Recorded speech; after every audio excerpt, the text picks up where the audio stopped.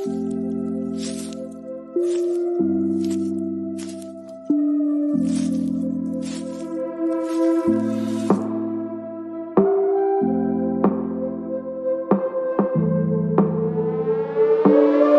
name is Cassy Summers. Welcome to the Curious Universe podcast.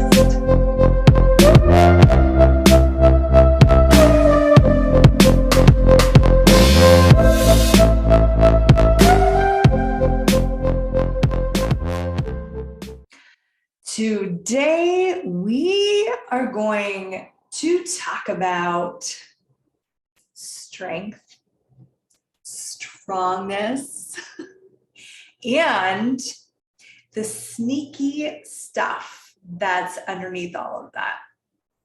I had a huge, life-changing, not to make it significant, awareness this week. And I wanted to explore this with you to see what openings of possibility can show up. So for me growing up, I would say there was a lot of difficulty. There was a lot of abuse. There was a lot of stress and a lot of strain. And I started to cultivate my own beliefs about what it meant to be strong, what strength was, what power was. And a lot of those things for me were tied to being a survivor, because I could survive anything. I could get myself out of any situation. I survived an attempt at kidnapping when I was 12. I survived all kinds of abuse. I don't even want to talk about it. I survived school. I survived friends. I survived heartbreak. I was a survivor. Okay. And I always used to talk about being like that kid on the other side of the tracks. So I had friends that had like really kind, caring parents. They had financial stability. They had a home that was mostly really peaceful. But I was the tough one from my point of view, because I was the one that knew how to survive. They didn't. They never had to. They never had to survive anything. Again, this is only from my point of view at that time, because what's actually true is they were surviving their own stuff. They were surviving having a secret alcoholic mother. They were surviving their own like secret family secrets. They were surviving what they were surviving. But from my point of view, I was the survivor. So I was the tough one. And they were the soft ones that probably was going to need me to help them out, because that was the strength of me, my capacity to survive. Now, Gary Douglas, the founder of Access Consciousness, wrote this incredible book. I've mentioned it more than once on this podcast, and I will put a link in the description. I highly recommend anyone to read this book, not just females, but males as well. And it's called the Salon Des Femmes. This book, I've actually read it before, but this is the first time I'm facilitating a book club on it. And every time I facilitate a topic, I get more awareness about it. And this book is completely changing the underlining and underpinnings of my reality. And this particular chapter that I'm talking about, had to do with something that Gary talks about as sustainability. So he talks about creating a sustainable future, having a sustainable living, and to have that, now get a sense of this, to have thrival in your universe, to be thriving, can you at the same time be surviving? No, you can't. And so when you have these things in your life where it seems like you are stuck in this loop of constant survival, maybe you're still surviving your family. Maybe your surviving financially. If you've ever heard yourself say, I only need, like, if I just have this amount, I can survive. Like, this is the amount of money I require to survive. You are actually locking in that energy of survival into your finances.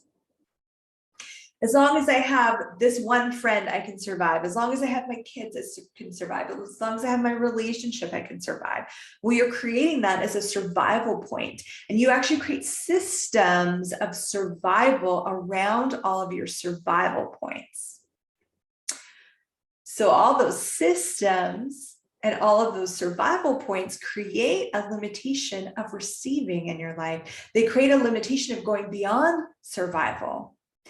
They create a limitation where you can't actually truly thrive and have a sustainable future, a sustainable business, a sustainable body, a sustainable relationship.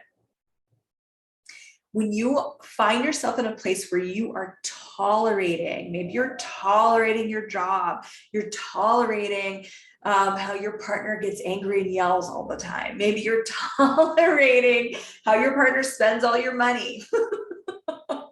These places where you're tolerating are places where you are existing, where you've created where you can only exist, not thrive.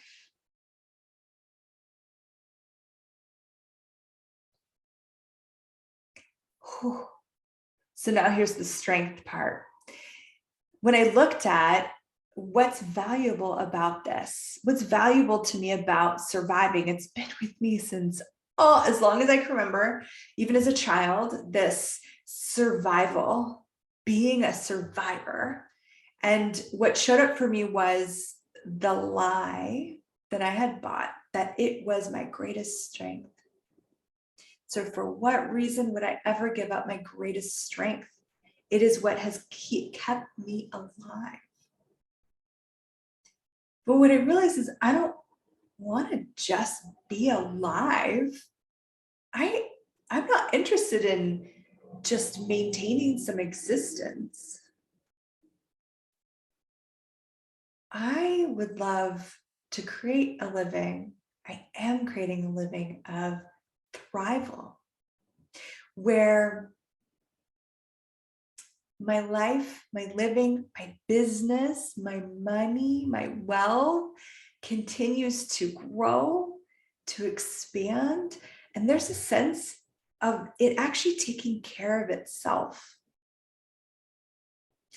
Do you have those elements in your business, or with your body, or with your life and living? Where are you actually in the no creation space of survival, rather than creating that sustainable, thriving life and living? So now this might not be your strength item, and I would love for you to get curious right now and to explore, what is that for you? So is there something that you've decided that makes you strong that isn't actually the strength of you?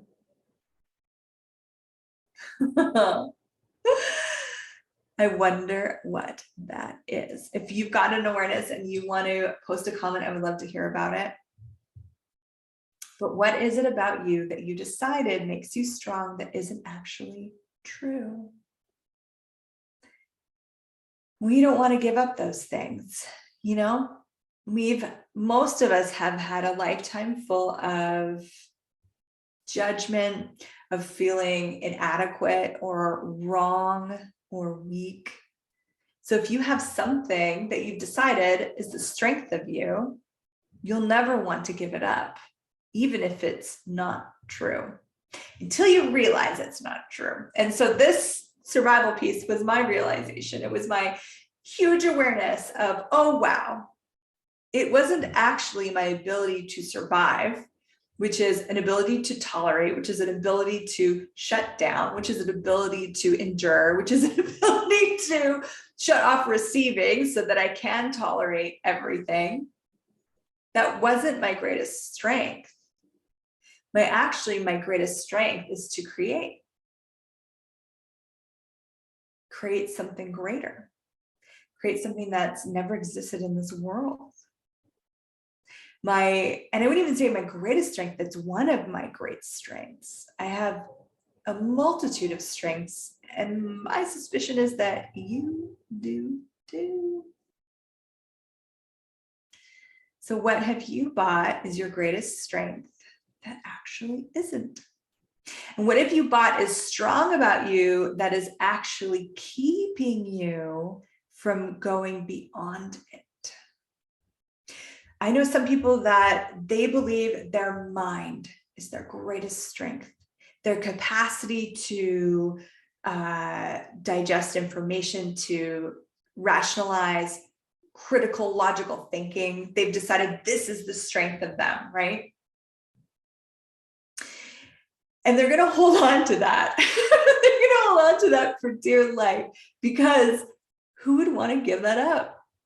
But what if it's not about giving up anything, but it's willing to let go of anything that doesn't create more for you? So for that person that and I see this with my clients all the time, where they've decided their brain is their greatest strength, then when we reach places of spaces of awareness where they can let something go and change something, as if by magic, they will stop, they will slow everything down, and they will have to mentally digest and churn and work on this thing for sometimes months, until they're like, okay, yes, I'm willing to change that. Is that their greatest strength? Or did it actually create a limitation, a slowing? What else have you decided is your greatest strength that isn't? Allow that awareness to come up in your world. Allow it to percolate. And you might have multiple things. And if you like writing lists, write it down. And then ask the question, is that true? Is this actually my greatest strength? If it's not, what if you were willing to go beyond it? Now, I don't regret surviving, because it was kind of the greatest tool I had at the time. And it was what I thought was the greatest strength of me.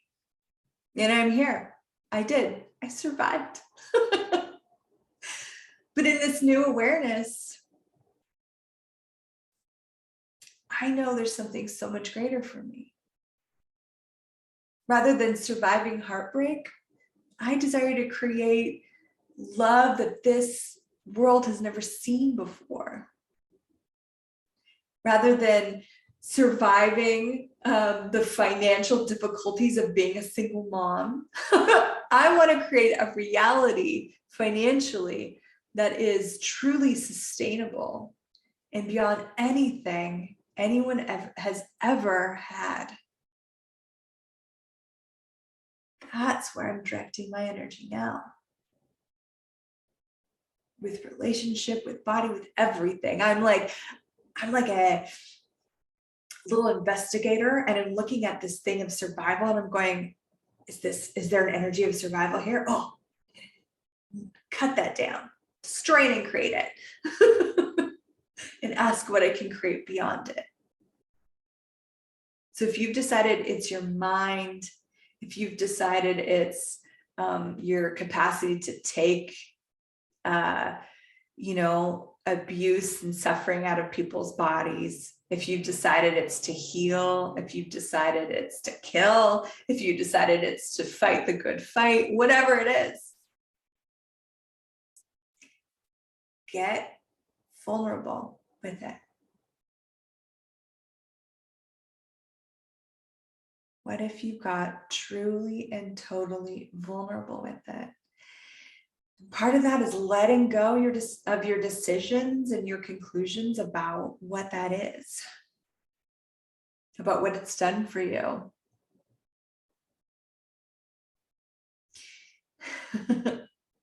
Yeah.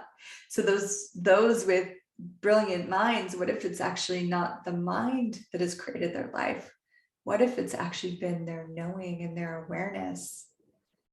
They thought that it had to do with their thoughts, with their mind, rather than their innate brilliance.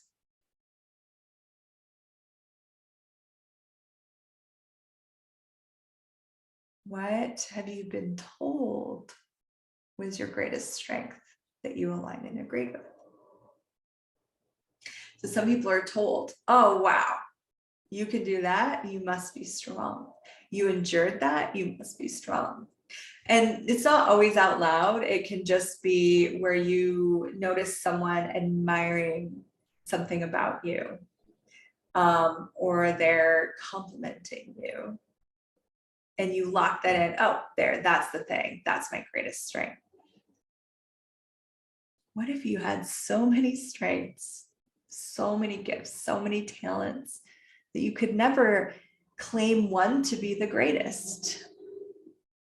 And how many of those strengths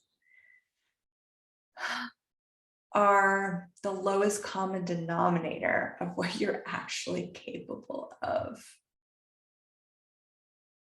Now, this might be a tricky one for some of you, because sometimes it's really hard to let go of those things that we decided are right about us. But right is a judgment just as much as wrong is a judgment. So if you're making it right about you, you have to judge you. And you have to judge everything you do to see if it matches what you've decided is right about you.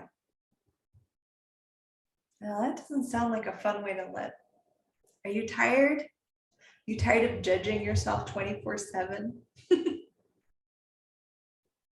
Judging you as right, judging you as wrong, defending that you're not wrong, defending that you're right. So, wow, what more could we explore? Well, perhaps we've reached the end of where we can go in this podcast. I believe that there are things set up in this world to twist what's true. They're set up in this way that's just close enough that it's so easy to slip into the twist. And in that twist, we misidentify and misapply what we know with what we've been taught. And that's where your mind comes into place. See, your mind only knows what it's been taught. Your knowing knows everything. So in Access Consciousness, we always say that which is true for you will give you a sense of lightness, and that which is not true for you is going to give you a sense of heaviness. So when I looked at this piece of being a survivor, and damn, I was proud, like really proud that I was able to survive so much shit. I had great pride in it. And I even remember, as my life got greater and greater, as my wealth and my finance and all of that got greater and greater, as my business got greater and greater, I actually always wanted to hold on to that little piece, that little bit of vibration of that girl on the wrong side of the tracks. Wanted to hold on to a little bit of that so that I knew that I was still strong, that even if I wasn't working as hard anymore, even if I wasn't struggling, even if I wasn't surviving, I wanted to make sure that I still could. So I wanted to hold on to that vibration in my world to make sure. But what's true for me is if I keep holding on to that vibration, then I will never truly have the vibration of thrival and of sustainability that I know is possible for me. It's possible for my business and my family, my life and living.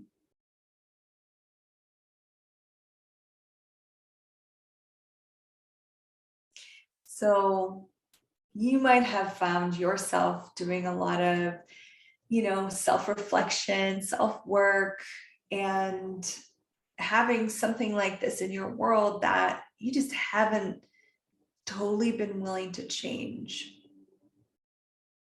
totally being willing to let go of. Maybe you grew up really poor and you now help people that are having financial difficulties. Well, do you hold on to a vibration so that they can connect to you? Are you afraid that if you let that go, that you'll lose the ability to contribute to people? Yeah.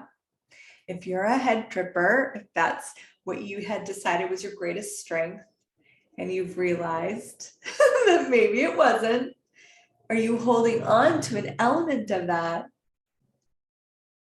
Are you holding on to that vibration for some uncognitive reason? That's kind of the underpinning. That's often what's going on, where we're not totally willing to let something go. So look at that. Is it actually true? Is it actually valuable?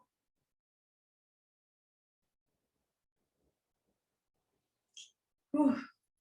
And if it's not, would you consider letting it go? Would you consider destroying and uncreating and letting it go out of your entire universe, even if you don't know what that looks like? You don't know what that would be like. Your greatest strength, you might have decided, is to have strong boundaries with people around you. Your greatest strength, you might have decided, is to be independent. You don't need anyone. You don't need anything. Is that your greatest strength? Shutting out the whole universe? Look at the opposite of it. So if you bought that your greatest strength is to be independent and not receive from anyone or anything, shut out the whole universe, is it actually true that that's your greatest strength? Or do you have a strength, a gift to receive dynamically from everyone and everything? If you think your greatest strength is survival, do you actually have a gift of survival greater than anyone you've ever seen? If you've decided your greatest strength is your mind, do you actually have a capacity to go beyond thought, greater than anyone has ever been able to go? What are you holding on to as your greatest strength that is limiting you ever going beyond it?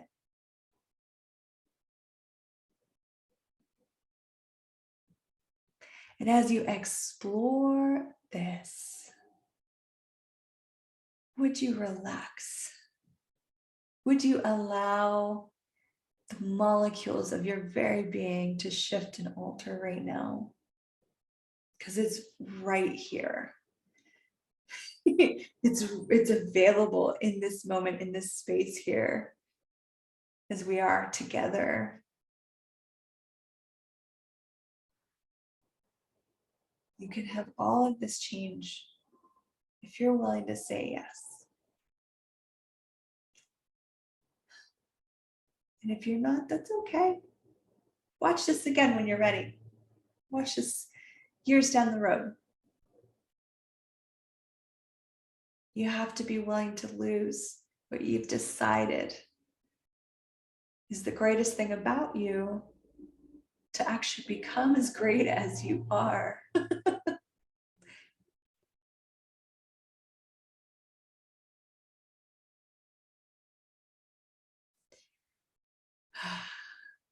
So how many millions of things are great and strong and wonderful about you? And would you be willing to start to acknowledge those things? Allow them to float, to flutter into your world, and to alter your own reality about you.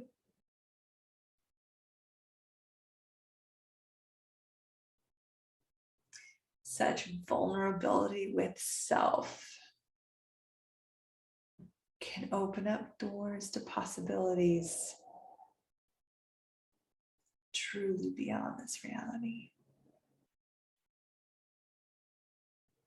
I hope you explore some of those doors.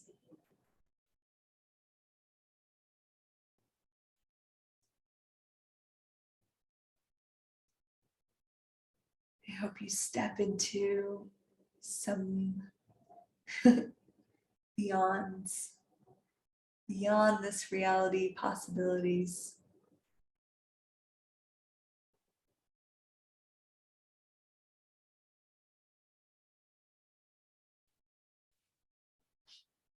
And when you're ready, I hope that you let go of the lies about you. Because what if you're far greater than you've ever been told?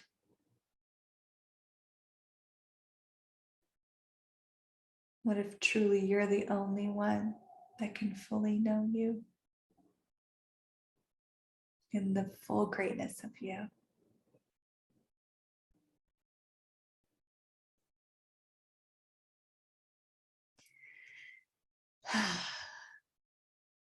Well, very grateful for this curious adventure we just went on. This exploration of a different possibility. It wouldn't really be any fun without you. See you on the next podcast. Bye. Thank you for exploring the curious universe with me. Your curiosity matters. And what if together we could create a greater, more curious world?